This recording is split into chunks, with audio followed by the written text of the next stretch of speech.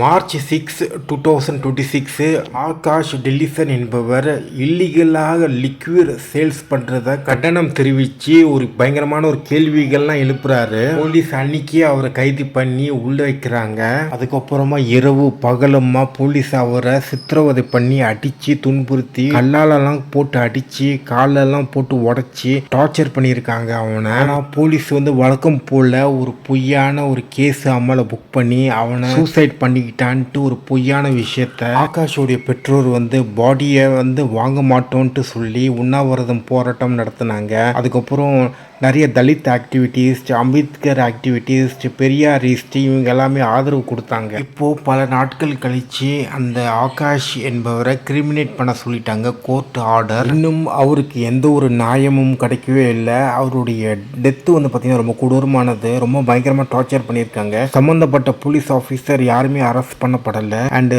ரொம்ப கொடூரமான ஒரு விஷயம். போலீஸ் சொன்ன கட்டுக்கதை அதெல்லாம் சும்மா பக்கா பொய். அண்டு எப்படி இவ்வளோ பொய் பேசிட்டு இருக்காங்கன்னு தெரியல. இவங்களுக்கெல்லாம் ப்ரொமோஷன்லாம் வேறு கிடைக்குது.